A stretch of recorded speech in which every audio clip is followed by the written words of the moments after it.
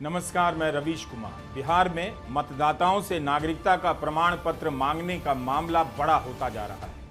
Association for democratic reform ADR ने चुनाव आयोग के इस अभियान के खिलाफ सुप्रीम कोर्ट में याचिका दायर की है। कहा है कि इस अभियान से लाखों लोगों का नाम वोटर लिस्ट से कट जाएगा।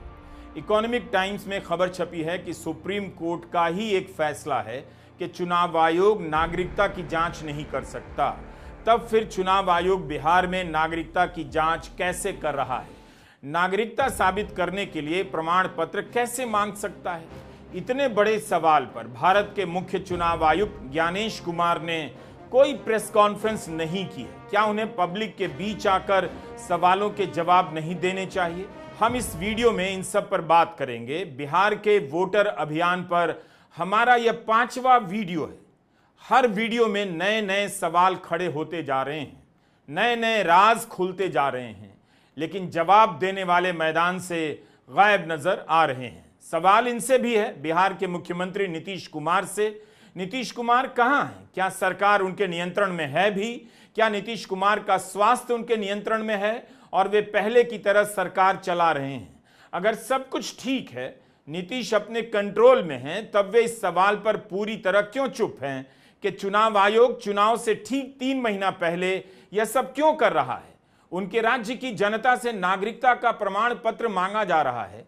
क्या अगर सेहत ठीक होती तो नीतीश कुमार ऐसा होने देते या चुप रह जाते?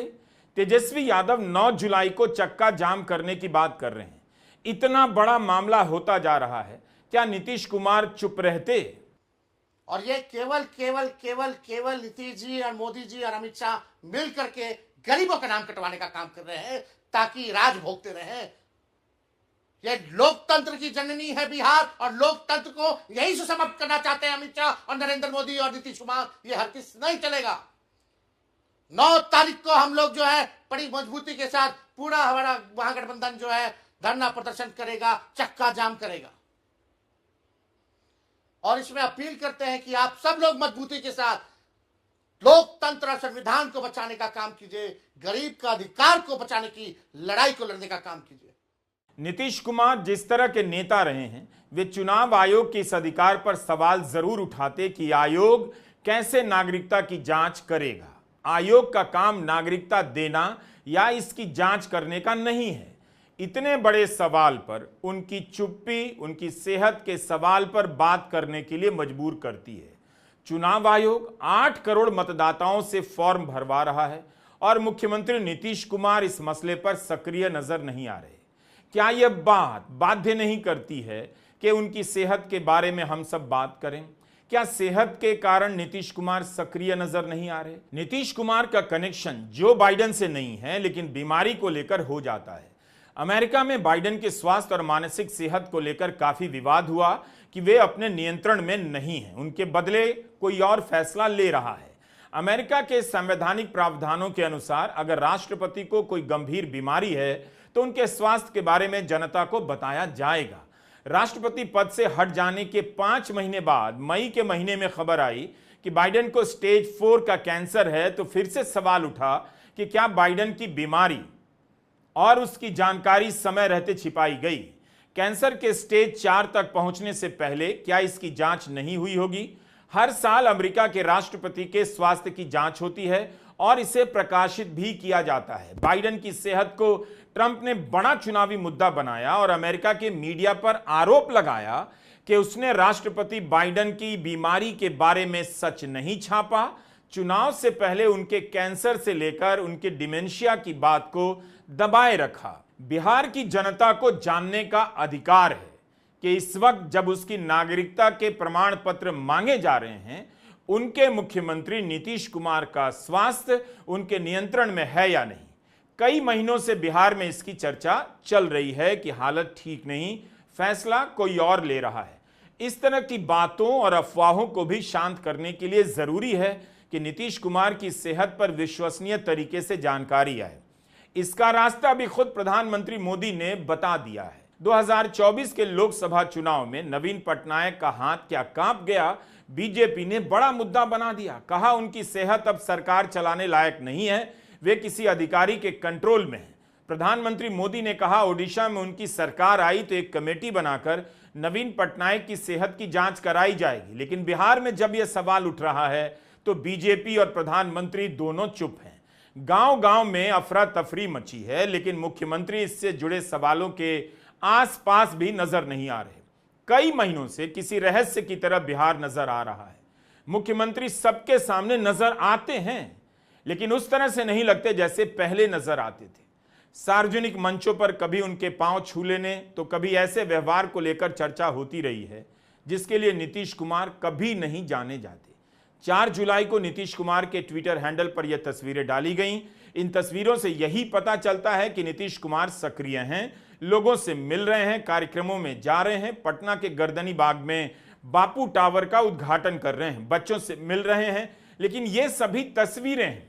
अगर इन तस्वीरों के हिसाब से नीतीश कुमार इतने सक्रिय हैं, उनका स्वास्थ्य उनके नियंत्रण में है, तब भी वे 8 करोड़ मतदाताओं की नागरिकता जांच और वोटर लिस्ट की जांच के बारे में कैसे चुप रह सकते हैं, जबकि इस अभियान के 10 दिन हो गए। 3 जुलाई की यह तस्वीर बता रही है कि नीतीश कुमार गंगा नदी के जलस्तर का मुआयना कर रहे हैं, बाढ़ की हालत का पता कर रहे हैं। क्या ये सारी तस्वीरें यह संदेश देने के लिए हैं कि मुख्यमंत्री बिल्कुल ठीक हैं? तब मुख्यमंत्री इस पर क्यों चुप है कि 8 करोड़ मतदाताओं से फॉर्म भरने के लिए क्यों कहा जा रहा है, वह भी चुनाव से ठीक 3 महीना पहले? यह काम 1 महीने के भीतर कैसे हो सकता है? बाढ़ का हमने जिक्र इसलिए किया क्योंकि विपक्ष का कहना है कि जुलाई और अगस्त बिहार में अतिवर्षा और बाढ़ का समय होता है। 73% इलाका बाढ़ से प्रभावित होता है या आशंका रहती है। केवल मुख्यमंत्री ही बाढ़ का जायजा नहीं ले रहे। यह वीडियो मुजफ्फरपुर के जिलाधिकारी ने ट्वीट किया है। मोतीपुर प्रखंड में बाढ़ की तैयारी का निरीक्षण कर रहे हैं। 30 जून को औराई के जनाड़ बेनीपुर राजखंड और कटरा के बर्री पंचायत में बागमती और लखनदेई नदी के तटबंधों की हालत का मुआयना किया जा रहा है। 3 जुलाई को नालंदा जिलाधिकारी के हैंडल पर लोकाइन नदी तटबंध की सुरक्षा को लेकर तस्वीरें जारी की जाती हैं।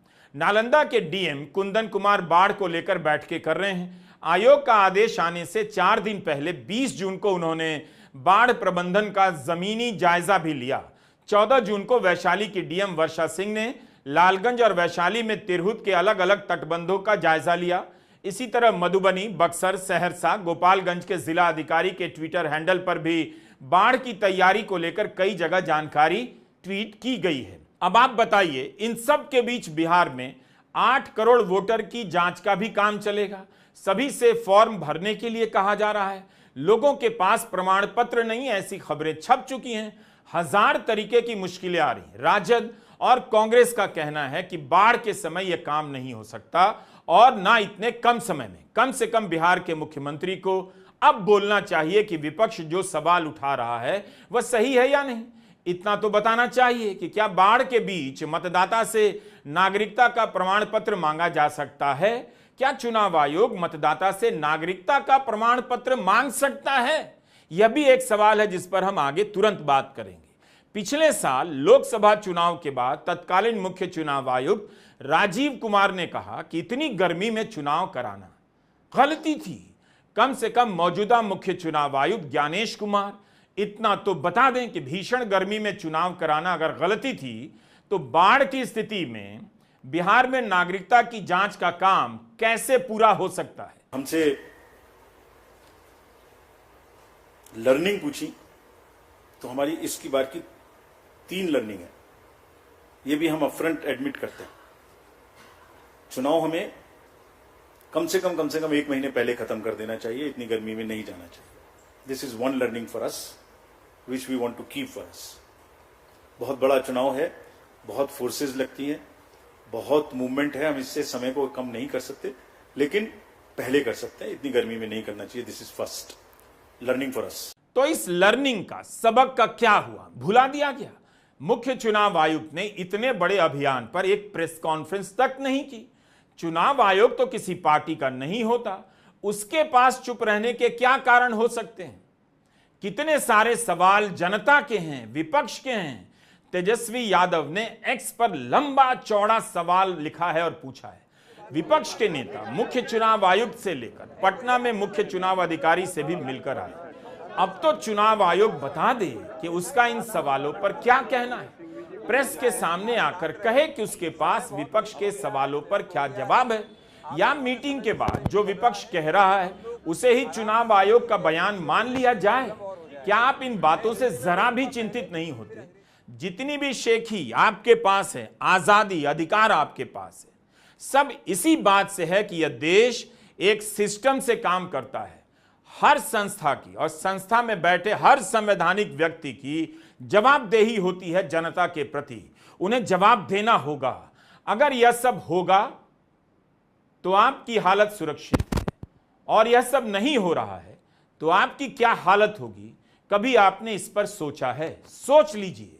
अब आते हैं नागरिकता के सवाल पर, ध्यान से सुनिए। 24 जून के चुनाव आयोग के प्रेस नोट में क्लॉज 5B में लिखा है कि अगर निर्वाचन पदाधिकारी ईआरओ या सहायक ईआरओ को किसी वजह से अगर किसी के मतदाता होने पर शक होता है तो वह स्वतः संज्ञान लेते हुए कार्रवाई शुरू कर सकता है। अधिकारी ऐसे व्यक्ति को कारण बताओ नोटिस भेज सकता है कि बताइए आपका नाम मतदाता सूची से क्यों नहीं हटाया जाना चाहिए।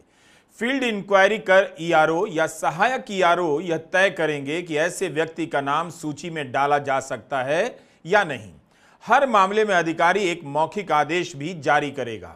इसके अलावा अगर ईआरओ को किसी पर विदेशी होने का शक होता है तो वह उसे नागरिकता अधिनियम 1955 के तहत उपयुक्त अधिकारियों को रिपोर्ट कर सकते हैं। यह सारी शक्तियां लोक प्रतिनिधित्व अधिनियम 1950 के तहत प्रदान की गई हैं। इस प्रावधान को लेकर विशेषज्ञ चेतावनी दे रहे हैं कि इससे देश के सबसे गरीब और पिछड़े लोगों की किस्मत स्थानीय अफसरों के हाथों में रख दी जाएगी। कोई भी अफसर किसी भी नागरिक पर संदेह करने के लिए अधिकृत हो जाएगा। यानी बात सिर्फ मतदाता सूची में होने या वोट करने के अधिकार तक सीमित नहीं है। लोगों की नागरिकता तय करने का प्रावधान चुनाव आयोग के आदेश में शुरू से था, मगर इकोनॉमिक टाइम्स में अनुभूति विश्नोई की रिपोर्ट के साथ यह बहस खत्म हो जाती है कि चुनाव आयोग नागरिकता का प्रमाण पत्र मांग सकता है। उन्होंने लिखा है कि बिहार का पुनरीक्षण अब नागरिकता को प्रमाणित करने की कोशिश में है, जबकि चुनाव आयोग ने दशकों अपने आप को इस तरह की कार्रवाई से दूर रखा। यह काम गृह मंत्रालय का है। आयोग केवल ड्राफ्ट मतदाता सूची के आधार पर काम करता रहा है। अनुभूति विश्नोई ने सारे प्रमाण के साथ बताया है कि सुप्रीम कोर्ट ने समय समय पर ऐसे कई फैसले दिए हैं जिनमें माना गया है कि नागरिक ही वोट डाल सकता है, मगर साथ ही साथ उन फैसलों ने आयोग के लिए कुछ सीमाएं भी तय की हैं। 1995 में 2 मामले सामने आए जिन पर सुप्रीम कोर्ट ने फैसला सुनाया। हुआ यह कि चुनाव आयोग ने 2 आदेश जारी किए। पहले आदेश के अनुसार सभी जिलाधिकारी पुलिस वेरिफिकेशन के माध्यम से यह तय कर सकते थे कि क्या कोई विदेशी है। दूसरे आदेश के अनुसार निर्वाचन पदाधिकारी ईआरओ विदेशी नागरिक की पहचान कर उसे मतदाता सूची से बाहर निकाल सकता था। इन आदेशों के तहत ग्रेटर मुंबई में 1.5 लाख से अधिक लोगों से अपनी नागरिकता का सबूत देने के लिए कहा गया और कागज मांगे गए। उसी समय एक अन्य मामले में दिल्ली के पहाड़गंज में बिहार और उत्तर प्रदेश से आए प्रवासियों के नागरिकता प्रमाणों को ईआरओ ने खारिज कर दिया। फिर से बता रहे हैं, दोनों मामले 1995 के हैं। जब लोग सुप्रीम कोर्ट पहुंचे तो कोर्ट ने आयोग के दोनों ही आदेशों को रद्द कर दिया और जो कहा उसे हर किसी को ध्यान से सुनना चाहिए। सुप्रीम कोर्ट ने कहा कि चुनाव आयोग नागरिकता को साबित करने की जिम्मेदारी उसी व्यक्ति पर डाल रहा है, जबकि कई लोग पहले के चुनावों में वोट डाल चुके हैं। इसका यही मतलब हुआ कि आयोग ने उनके नाम पहले वेरीफाई किए थे और उसके बाद ही मतदाता सूची में उनका नाम जोड़ा गया। अगर आप 1995 के सुप्रीम कोर्ट के आदेश को दिखाकर चुनाव आयोग से यह सवाल पूछेंगे कि 2003 की सूची में आपने वेरीफाई कर हमारा नाम शामिल किया, हमने कई बार वोट भी दिया, सरकार चुनी, तो अब आप मुझे कैसे कह सकते हैं कि नागरिकता साबित करें, तब आयोग के पास कोई जवाब नहीं बचेगा। अगर है तो प्रेस कॉन्फ्रेंस में आकर बताना चाहिए। यही नहीं, 1995 में ही सुप्रीम कोर्ट ने तय कर दिया कि किसी का नाम वोटर लिस्ट से गलत तरीके से नहीं हटेगा। कोर्ट ने इसकी भी व्यवस्था बनाते हुए कहा कि किसी व्यक्ति को नोटिस भेजने से पहले पुरानी मतदाता सूची और सभी प्रकार के मतदाता रिवीजन का रिकॉर्ड देखा जाएगा। यह भी कहा कि किसी व्यक्ति द्वारा दिए गए सभी प्रकार के सबूतों को स्वीकार किया जाएगा, चाहे वे डॉक्यूमेंट में हो या अन्य रूप में हो। कहा था कि निर्वाचन पदाधिकारी को प्राकृतिक न्याय के सिद्धांतों का पालन करना होगा और आयोग इस आदेश का पालन भी करता रहा है। इस पर हमारे कुछ सवाल हैं और आप इन सवालों को ध्यान से सुनिए। सबसे बड़ा संदेह पैदा होता है कि क्या चुनाव आयोग सुप्रीम कोर्ट के 1995 के फैसले का शब्दशः पालन कर रहा है, जब नागरिकता साबित नहीं करने पर किसी मतदाता का नाम वोटर लिस्ट से काट दिया जाएगा, तब उसके बाद की प्रक्रिया क्या होगी? वह मतदाता जो नागरिकता साबित करने के 11 प्रमाणों में से कोई भी प्रमाण नहीं दे सकेगा, तब वह अपनी नागरिकता साबित करने के लिए किसके पास जाएगा? क्या चुनाव आयोग ने बिहार के हर जिले में नागरिकता अधिकारी की भी नियुक्ति कर दी है? इस मामले की सुनवाई के लिए उपयुक्त अधिकारी कौन होगा? नागरिकता साबित नहीं कर पाने के आधार पर निर्वाचन अधिकारी यानी जिलाधिकारी कैसे किसी का नाम वोटर लिस्ट से काट सकते हैं? क्या वह ट्रिब्यूनल हैं जो तय करेंगे कि आप नागरिक हैं या नहीं? जैसे ही आप यह सवाल चुनाव आयोग से पूछ देंगे तो आयोग फंस जाएगा। वो यही कहेगा कि 1995 के सुप्रीम कोर्ट के आदेश के अनुसार वह नागरिकता की जांच नहीं कर रहा है। उम्मीद है आप इस बात को समझ गए होंगे। हम यह जानना चाहेंगे कि क्या ऐसा हो रहा है कि नागरिकता का प्रमाण मांगकर संदिग्ध लोगों की सूची चुनाव आयोग से तैयार करवाई जा रही है और बाद में इन सभी को फॉरेन ट्रिब्यूनल में भेजने के नाम पर बिहार में भाषणबाजी होगी और लोगों को दहशत में डाला जाएगा। इकोनॉमिक टाइम्स की अनुभूति विश्नोई की यह रिपोर्ट साफ कर देती है कि चुनाव आयोग मतदाता सूची की जांच कर सकता है, नागरिकता के लिए प्रमाण पत्र नहीं मांग सकता है, लेकिन चुनाव आयोग तो एनआरसी मांग रहा है। 11 दस्तावेजों में एनआरसी का जिक्र कैसे आ गया? किस आधार पर आ गया? क्या बिहार में कोई नागरिकता रजिस्टर बना है जिसकी मांग आयोग कर रहा है? आधार बना है, आप उसे स्वीकार नहीं कर रहे। एनआरसी कैसे स्वीकार कर रहे हैं? कैसे आया? वह भी प्रमाण के रूप में। क्या बिहार के दलितों, पिछड़ों, ओबीसी के पास नागरिकता साबित करने के प्रमाण पत्र हैं? अगर उनकी नागरिकता चली गई तो वे कहां जाएंगे? क्या किसी ने सोचा है कि यह कितना खतरनाक है? अब आप बताइए, क्या खगड़िया के जिलाधिकारी नवीन कुमार सामान्य मतदाताओं को यह सब बता रहे हैं? उनकी हां में हां मिलाने वाले इन गरीब मतदाताओं को पता भी है कि सुप्रीम कोर्ट ने 1995 में क्या फैसला दिया? आयोग उसकी नागरिकता नहीं जांच सकता, क्या इन्हें पता है?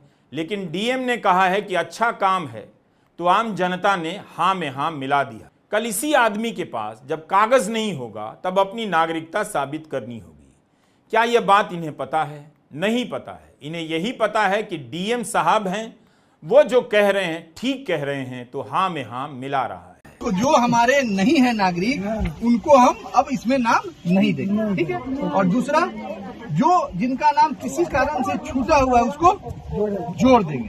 तो ये काम चुनाव आयोग और सरकार अच्छा कर रहा है कि क्या कर रहा है? अच्छा कर रहा है। इससे क्या होगा? क्या फायदा होगा?